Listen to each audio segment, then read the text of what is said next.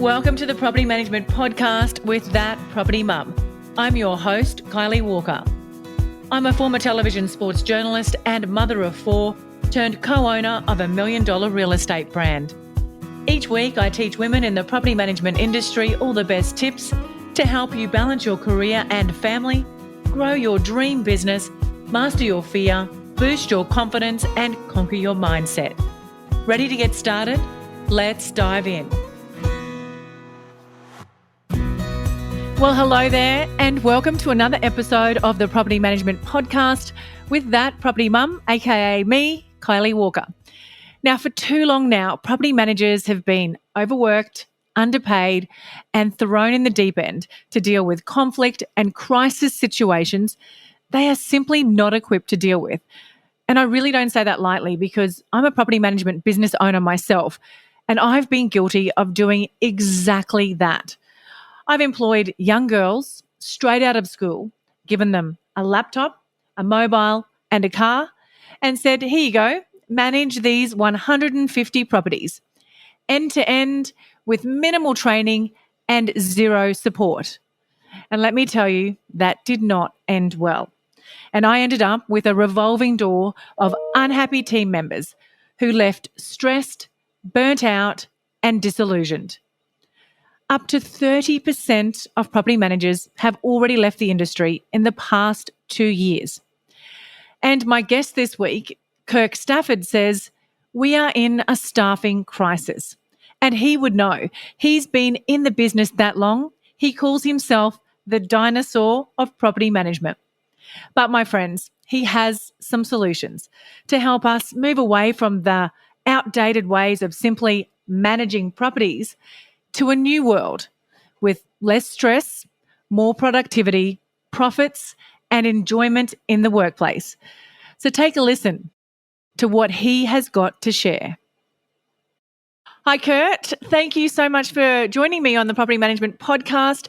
Now, before we dive into today's episode, can you just let our listeners know a little bit about yourself and how you got started in the property management industry? Sure. Good morning. How are you? Good, thank you. Okay. All right. Now, where do I start? Look, I say this every time I introduce myself. I've been in real estate since the Neolithic period, during the 80s. I started in the mid-80s, came out of the Australian Defence Forces. I was in the RAF for 6 years. Wanted to still do something that involved people because my last couple of years in the Air Force, I was working in the recruiting environment and found that I really liked actually having that face-to-face contact with people. So real estate seemed to present me with the options to do that. I went into selling properties for a while. You can imagine me at 23. I mean, I'm not looking too bad now, but at 23 I looked like I was 16, so credibility was a bit of an issue. But still I managed to get through, and within 5 years I was running teams and managing offices for people. But started to get to the point where I started to feel burnt out after, I think we're probably about midway through the recession. So I looked for something else to do with my time that still involved property, and found that I made a better property manager than I was a salesperson. That was 30 years ago, and I'm still here. And Wow. I've still got most of my original hair colour. It's going a bit grey around the sides, but hey, look, that's not too bad after 30 years doing this. You are a survivor in the industry. Yeah, you could say that. Look, I spent the first 4 or 5 years running a property management division that had, I think the rent roll was 220 when I took it on. You can imagine in a recession we had very high vacancies. We also had very high delinquency with rent arrears.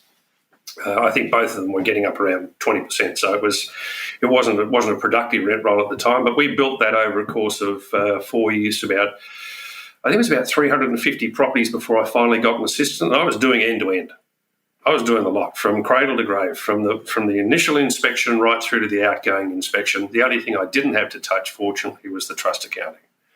And that was back in the days when the software that we had, or that we have now, just wasn't even a thought.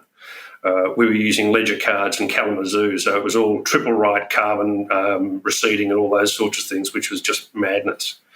I left that role after about I think I finished there after 5 years, and then went off and did my own thing and built what would now be called a disruptor business with a property management specific company. And I've stayed pretty much doing that same sort of thing, both for myself and for other people along the way over the last, well, now that'd be 25 years, 1997 to now is 25 years. I've built a couple of companies for myself, sold rent rolls, then gone on and built rental divisions for other companies. This time last year, I was doing it for one of the major boutique developers in Melbourne, and I ran into the staff from that organisation only a couple of mornings ago at a breakfast, and they've gone from one body to four as a result of the structure that I put in place. So they've done very well, and they're going to continue to grow. But now what I'm doing is mainly consulting work. I also do a fair bit of public speaking and also some training and some coaching. So that's Kirk Stafford in a nutshell. Fantastic. Thank you. Let's dive into the nitty-gritty now. Houston, we've actually got a problem in property management, and it's a staffing crisis. But can you go back to the beginning for us and let us know why and how you think that we've got into this situation where property managers are running for the hills, never to return? I think it's a historic one. It really this goes right back to the view that property management was an add-on to a sales business. When I started, and I started in Melbourne's outer southeast in a place called Frankston, which was a pretty rough and tumble area in some parts at the time, I was the only male property manager there, which gave me a distinct advantage as when I went into to list properties, because I was unique.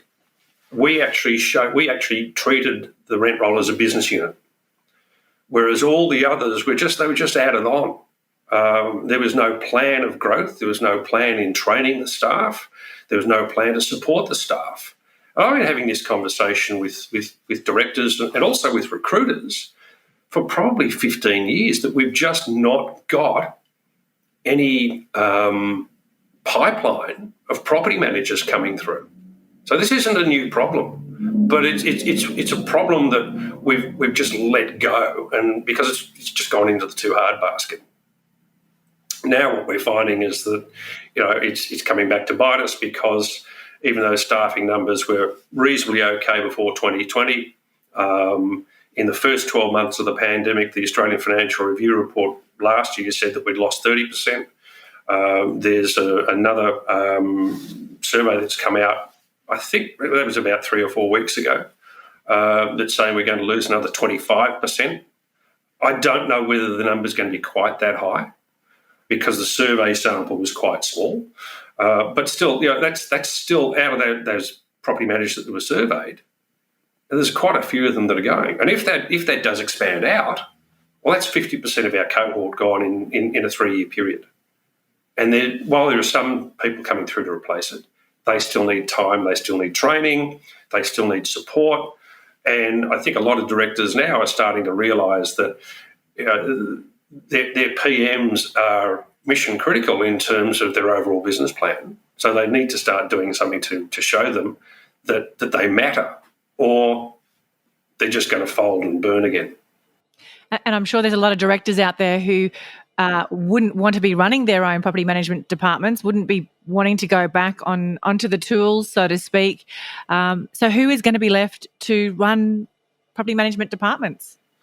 That's a good question, because you get to the stage, and look, you probably have to say that I'm one of the people that would fit into that exodus from the industry. 2 years ago, I was running a division of 12 people. We had over 1,000 properties under management, and that was the point at which I just said, okay, I've just come back from a holiday in Japan. I don't want to play this game anymore. I had a portfolio of 145, 150 properties I was managing, plus staff, and I just went, no, it's too much. I'm not going to do it all. You've got to start to look at this whole thing as a unit within itself. It's got to be properly resourced, both in terms of the human resource, the people running it, but also all the support underneath them. That includes support from directors. That includes making sure that they've got the right training, making sure they've got the right structure within the offices, the right equipment, to do their job. And I'm not just talking about having the odd little bit of tech here and there. Unless we address this problem of the staff exodus, we're not going to have an industry. And we can only address that by bringing new people in who want to do the job, but they're going to be tech-savvy people. If we're bringing in the younger generation, they are. I look at my daughter who's now 30 and I look at her and the tech that she's using, I'm just going, how do you do that? and that's what is the expectation of the next generation coming through, that they've got adequate tools to support them and they'll use them. They're not afraid of technology. They'll certainly be using them. Speaking of technologies, what new technologies do you think every agency should be adopting or are the must-haves in terms of efficiency, improving productivity and profitability, but most importantly, creating that less stressful and more enjoyable work environment for property managers? I mean, a lot of the tasks that property managers do can be automated, from the handling of the initial inquiry from a prospective tenant through to booking the appointment, through to reference checking the tenancy application. All those processes can be automated, and there's tech around that can do it. Then you start to look at other processes within the office that you can automate or you can have technology assist with. Things like electronic signatures on documents. Now, people have suddenly started to realise over the last couple of years that, yes, they can do that. We've been forced into it. We've been working from home, particularly here in Melbourne. We've spent nearly 9 months out of the 18 months of the real pandemic. We spent 9 months of that being locked down and told to work from home. So we've had to adapt a lot of technology. You can have tenants doing their own routine inspections every so often. Now, whether you do that as a consistent thing or not isn't up to an individual office. But we've got technology there that's going to enable us to take care of the routine inspections as well. We've got tech that will act as a chatbot and report maintenance and then load it straight through into your property management software. And everything now is starting to tie in. We haven't got one program, though, that does it all, but we've got a lot of little programs that are filling the gaps that do integrate with most of the proprietary software that's out there. And there's going to be more come through. I don't know what the next iteration is, but the thing is, this is designed to make the property manager's job easier. It's not designed to replace them. It's going to take away from the grind stuff that we had to do and free us up to do other things. It means that we're probably going to be able to do more with less people, which is really the way that the industry's heading. And it's just going to make their lives a little bit less stressful. Because all that stuff's working away in the background while you're on the phone talking to your landlord or developing a relationship with either them or the tenant. All this is whirring away in the background, taking care of all the stuff that you spend the majority of your time on. If you look at the Pareto principle, which is the 80-20 rule, 80% of the stuff that we do provides us 20% of our income. So why are we focusing our time on that? Whereas we should be focusing on the 80%, so the 20% of the stuff that is actually dollar productive. Which is building relationships and customer service. That is our dollar productive tasks in my mind. But I've been the business owner that I've adopted all the software early. I moved across, I've had electronic signatures for years. I had Property Me early on. I even hired VAs and I've got multiple VAs now in my business. But I've had massive backlash from property managers. Not probably so much this new generation coming through, but older generation property managers.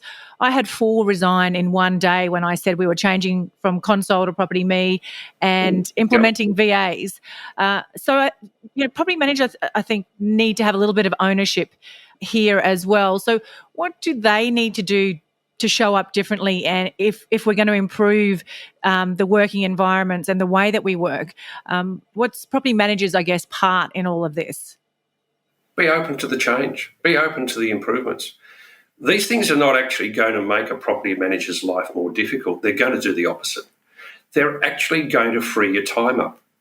As I said a minute ago, you're not going to be spending time listening to a tenant complaining about a dripping tap, they'll go onto their app, open it up, say, hey, Mr. or Miss Property Manager, bang, bang, bang, my tap's dripping, here's a photo of it. And that'll then respond back to them saying, thank you, got it, load it into the software, we're going to progress that now.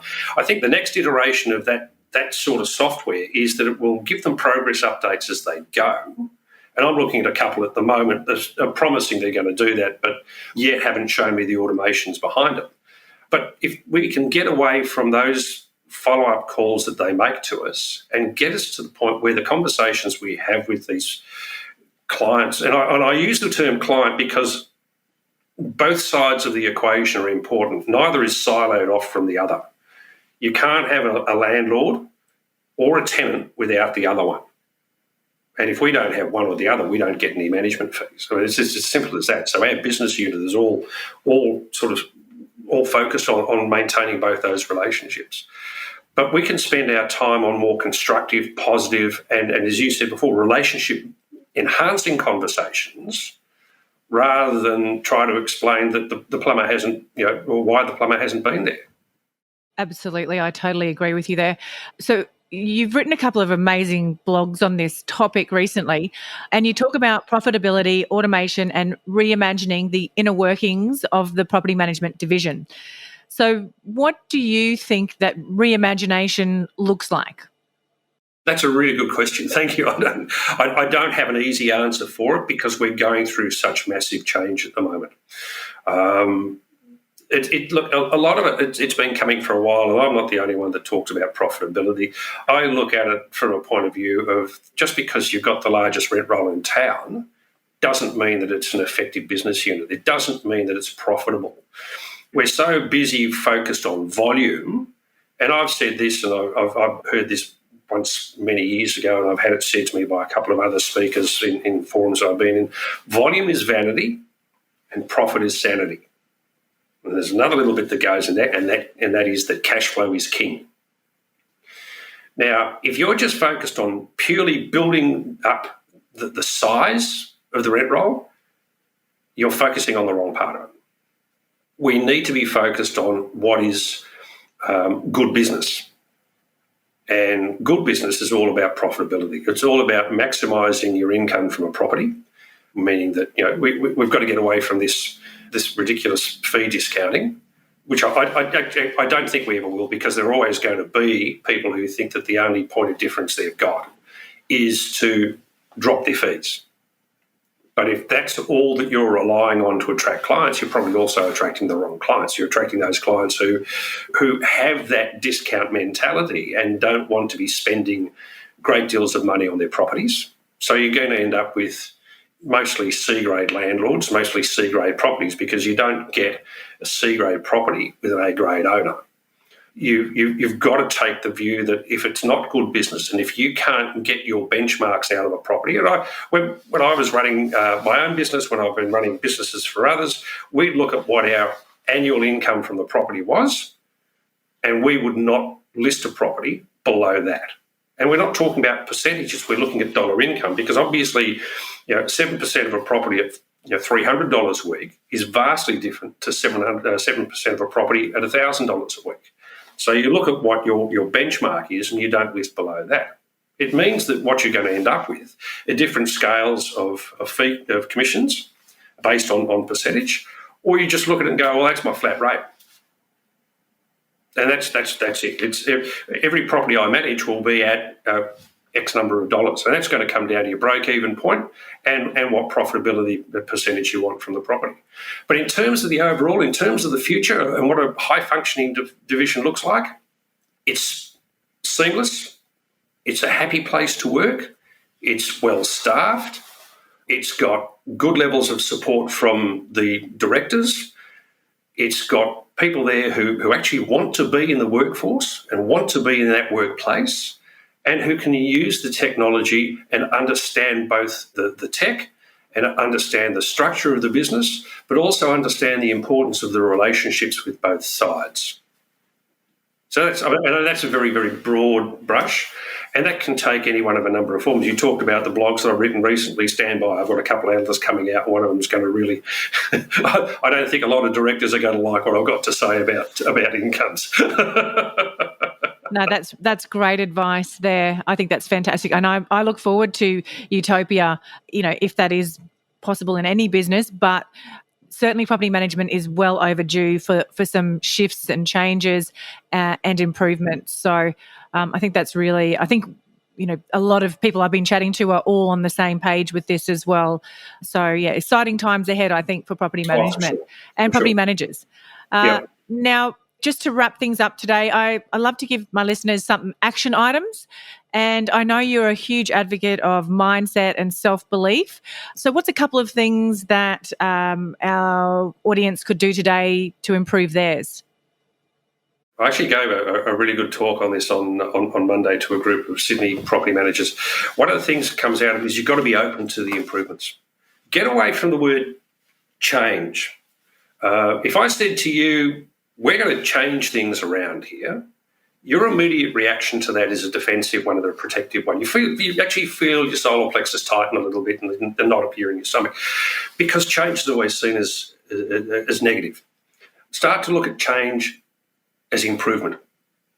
If I said to you, we're going to make some improvements around here, all of a sudden you're going, oh, really? Great. What are they? So, and it's just that one word that can change, and it just switches people's mindset around.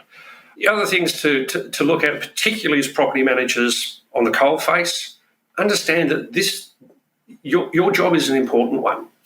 Your role in the relationship between both sides is vital, but the job's not about you. Don't take it home with you. Give yourself a break during the day. And unless you've royally stuffed something up, whatever's going on at the property or in the relationship between the landlord and the tenant isn't your problem. It's your solution to find.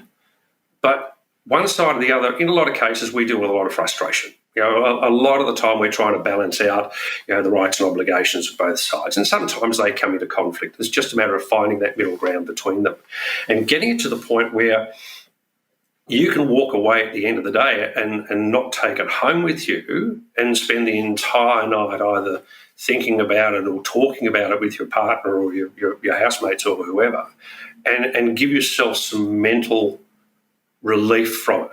Because at the end of the day, people are probably, some principals probably aren't going to like this. At the end of the day, it's still just a job. It doesn't define you. It's not your whole life. There are much more important things in life than your job. You have the job and the income from it to enable you to enjoy your life, not wrapping your whole life up in your job.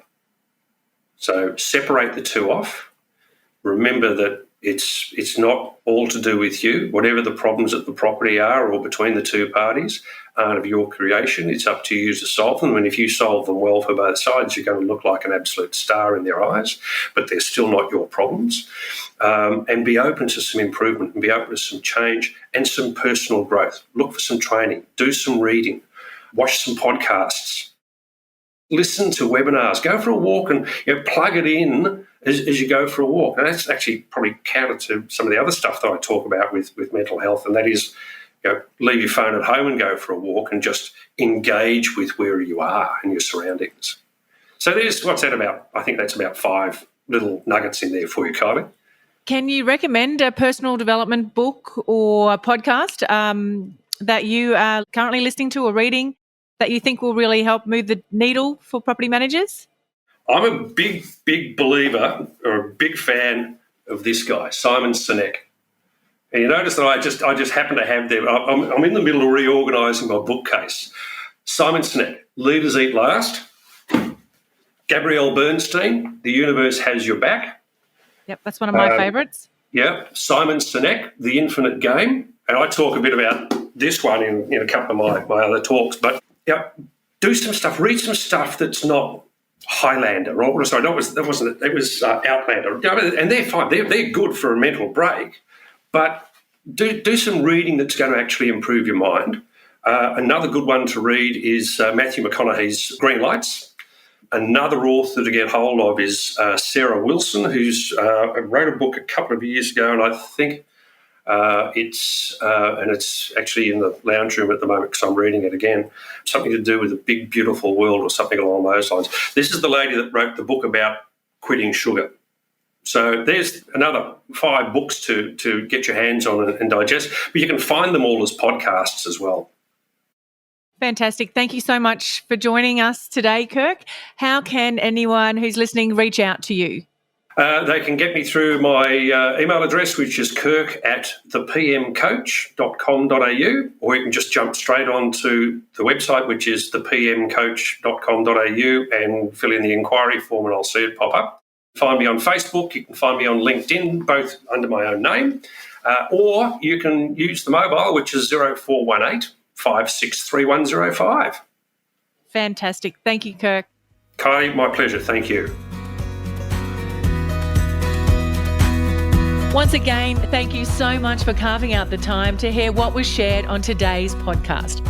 If you want more information on the courses I offer or resources from the podcast, visit thatpropertymum.com.au.